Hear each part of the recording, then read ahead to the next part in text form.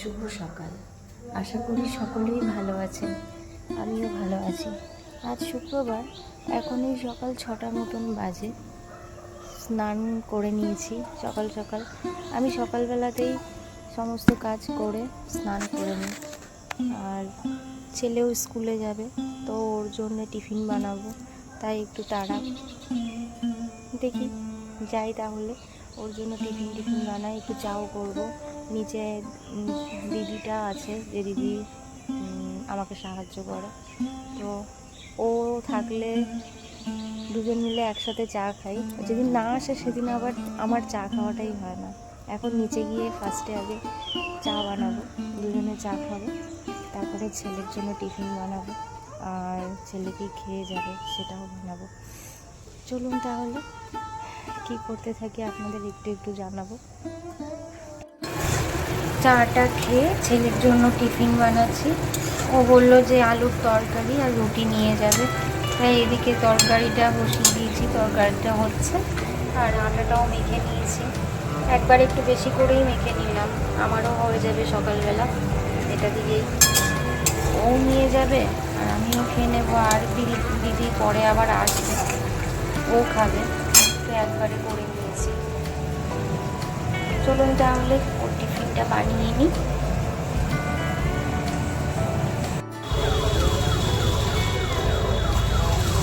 চলে এসেছি স্টেশনে, ওকে ট্রেনে তুলে দিয়ে তারপর যাব।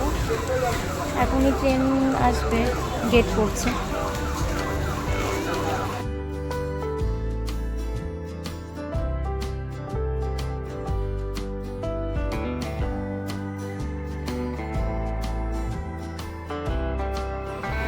সাবধানে যাবি।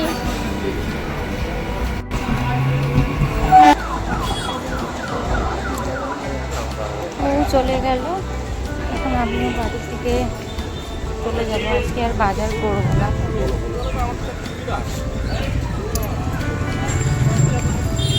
চলুন তাহলে আমিও বাড়ি থেকে যাই।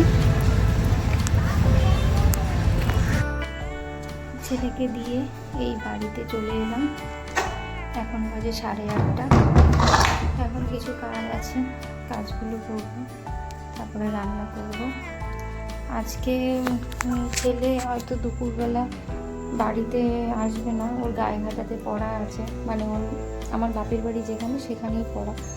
তো স্কুল থেকে সোজা ওপাশ দিয়ে আজকে আর আনতেও যাব না।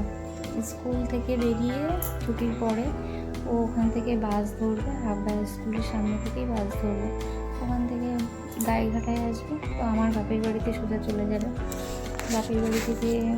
বাপের বাড়িতেই আজকে খাবে ও, খেয়ে দিয়ে তারপরে পড়তে যাবে, পরে আমি আনতে যাব ওকে পড়ার ওখান থেকে।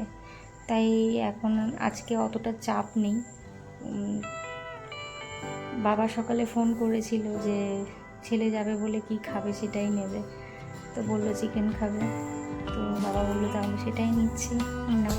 আর আজকে আমার তো শুক্রবার মানে আমার নিরামিষ, যেহেতু সন্তোষী মা পুজো করি তাই শুক্রবারটা নিরামিষ খাওয়া হয়। সোমবারটাও খাই, সোমবারটা আর শুক্রবারটা দুদিন নিরামিষ খাই।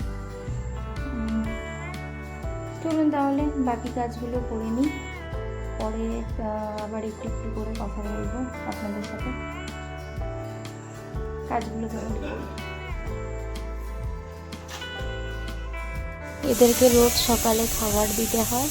এই আজকে সকালে রুটি বানিয়েছিলাম, সেই রুটিটাই ওর জন্য একটা ভয় পাচ্ছে। আয় নে নে নে, আয় খেয়ে নে, আয়।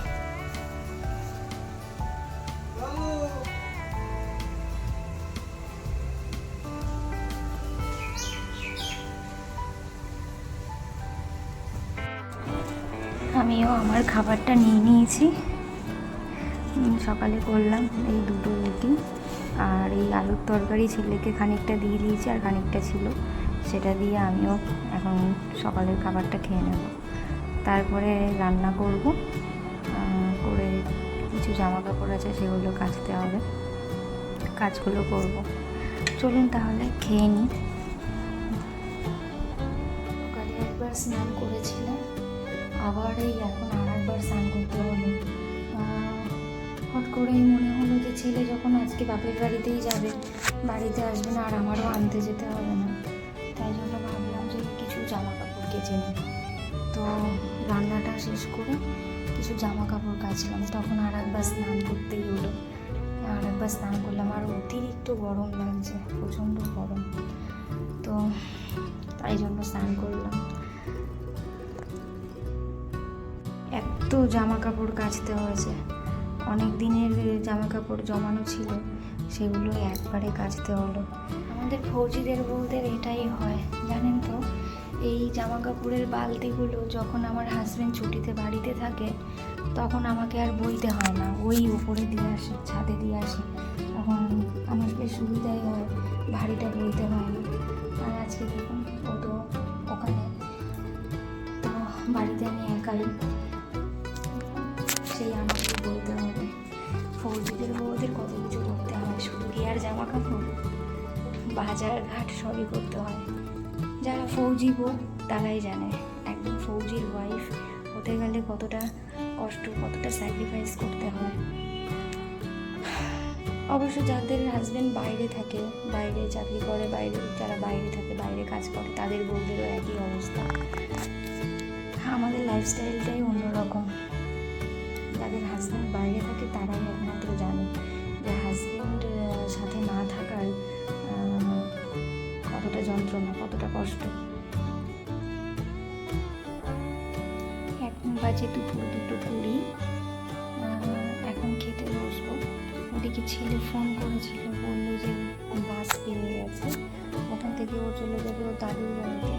তো আমাকে বললো মা তুমি খেয়ে নাও, তো আমিও এখন খেয়ে নেব। চলুন তাহলে খাবারটা খেয়ে নিই, খেয়ে একটু রেস্ট নেব, তারপরে আবার ও পড়তে যাবে, আমার বাবা দিয়ে আসবে পড়ার ওখানে, পরে আমি যাব পড়ার ওখান থেকে আনতে। তো খেয়ে নিই এখন। আজকে যেহেতু নিরামিষ তাই বেশি কিছু রান্না করিনি, তাছাড়া ছেলেও বাড়িতে আসবে না, দুপুরবেলা খাবে না বলে বেশি কিছু রান্না করিনি। নিজের একার জন্য ভাত আর আলু দিয়ে উচ্ছে দিয়ে একটা তরকারি করেছি, পটল ভাজা আর ডাল, ব্যাস এটাই আজকে আমার দুপুরের খাবার। আজকে একা একাই খেতে হবে, ছেলে থাকলে একটু ভালো লাগে, একসাথে দুজনে খাই, ও না থাকলে একা একা বড্ড খারাপ লাগে, তবু কিছু করার নেই। অনেকক্ষণ আগেই সন্ধে হয়ে গেছে, আমিও সন্ধ্যা পুজো দিয়ে দিয়েছি, ছেলেও বাড়িতে চলে এসছে। ভেবেছিলাম ছেলেকে আনতে যাব, কিন্তু ওকে আর আনতে যেতে পারিনি, কারণ আমার শরীরটা ভালো লাগছিল না, প্রচণ্ড মাথার যন্ত্রণা করছিল আর নাক দিয়ে জল পড়ছিল, মানে এতটা অস্থির লাগছিল যে খাওয়ার পরে চুপচাপ শুয়েছিলাম, প্রচণ্ড কষ্ট লাগছিল, তাই আর ছেলেকে আনতে যেতে পারিনি। ওকে বললাম ফোন করে যে আমি পাচ্ছি না আনতে যেতে, তুই চলে আয়। তো ও যে স্যারের কাছে পড়ে ওই স্যারের বাড়ির সামনে থেকেই অটো পাওয়া যায়, এখানে ডিরেক্ট আসার অটো পাওয়া যায়, তো ও সোজা ওই অটো ধরেই চলে এসেছে। এখন একটু চা বানাবো, এত মাথা যন্ত্রণা করছে, দেখি চাটা খেয়ে কমে কিনা, ওকেও চা করে দেবো, নিজেও চা খাবো। দুপুরবেলা যে জামা কাপড়গুলো কেচেছিলাম একটা কিচ্ছু শোকায়নি, এত বৃষ্টি, একবার বৃষ্টি হচ্ছে একবার রোদ উঠছে, যার কারণে কোনো জামা কাপড়ই শুকায়নি। কালকের জন্য সব রেখে দিয়েছি, কালকে রোদ উঠলে তারপরে মেলবো। এখন যাই তাহলে নিচে গিয়ে ওর জন্য আর আমার জন্য একটু চা করি। এই চা করে নিয়েছি, আমার চিনি ছাড়া লাল চা, আর ওর চিনি দিয়েছি হালকা। ও দুধ চা খেতে ভালোবাসে, কিন্তু আজকে বললো যে ঠিক আছে লাল চাই করো, লাল চাই খাবো, তাই দুজনের জন্যই লাল চাই করলাম। তো এখন এই চাটা খেয়ে নিই, খেয়ে ও পড়তে বসবে। চা নিয়ে বসে আছি, তাও আসার নাম নেই, ডেকে যাচ্ছি। কিরে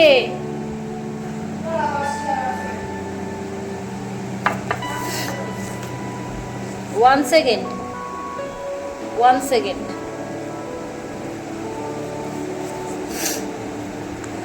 1 সেকেন্ড হয়নি এখনো,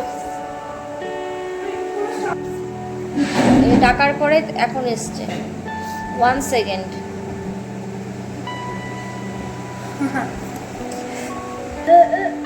পেয়েছি কি আজকে 10 টাকা পেয়েছি রাস্তায়। 10 টাকা? কি করলি? মনে দিলাম কেন? দিয়ে দিলাম মনে তো ঠাকুরের ওখানে দিয়ে আসতে পারতি। পুরোনো টাকা সবসময় ঠাকুরের ওখানে দিয়ে দিতে হয়। পড়ে রাস্তায় পড়েছিল। তা পড়েছিল তাই কি হয়েছে, তা দিয়ে আসতে পারতি। এক্ষুনি আমি ভেবেছি ভেঙে যাবে। তাড়াতাড়ি চা খেয়ে পড়তে বসবি। না চলছে। চলুন তাহলে চাটা খেয়ে নিই, তারপরে ও পড়তে বসবে, পড়বে। রাত্রেবেলা এখন খাওয়ার জন্য নিজেই নিজের ডিম ভাজা করে নিচ্ছে। আজ শুক্রবার, আমি তো নিরামিষ, আমি খাবো না, ও শুক্রবারটা মানে না। তো এখন খাবে বললে নিজের ডিম নিজেই ভাজছে, আমাকেও ভাজতে দেবে না। আর হ্যাঁ, ও কোনোদিনই আমাকে ওর ডিম ভাজা আমাকে কোনোদিনই ভাজতে দেয় না, ও নিজেরটা নিজেই ভেজে নেয়। এত ভালো ছেলে আমার। দুপুরে দিদুনের বাড়িতে গিয়ে চিকেন, আর রাত্রে যেহেতু মা ডাল রান্না করে রেখেছে, মায়ের নিরামিষ খাওয়া যাবে না, তাই জন্য এখন ডিম ভাজা, ডালের সাথে ডিম ভাজা করে নিতে হবে। মানে একটু অন্যরকম খাওয়া যাবে না, মানে নিরামিষ খাওয়াই যাবে না। এখন বাজে প্রায় রাত 10:30। সোনাইয়েরও খাওয়া হয়ে গেছে, আমারও খাওয়া হয়ে গেছে, দুজনেই খেয়ে নিয়েছি। ও এখন একটু বই পড়ছে, আর আমি কালকের জন্য কিছু ড্রাই ফ্রুটস ভিজিয়ে রাখছি। এটা করে আবার ব্রাশ করব, ও ব্রাশ করবে, তারপরে ও একটু পড়বে, ওখানে ওর পড়ার ওখানেই বসে থাকবো যতক্ষণ ও পড়বে, তারপর দুজনে শোবো। চলুন তাহলে আজকের ভিডিওটা এখানেই শেষ করছি। যদি আমার ভিডিওটি ভালো লেগে থাকে তাহলে অবশ্যই লাইক কমেন্ট করবেন। নতুন যারা দেখছেন প্লিজ সাবস্ক্রাইব করে দেবেন। সবাই সুস্থ থাকবেন, ভালো থাকবেন। দেখা হচ্ছে পরের একটি ভিডিওতে।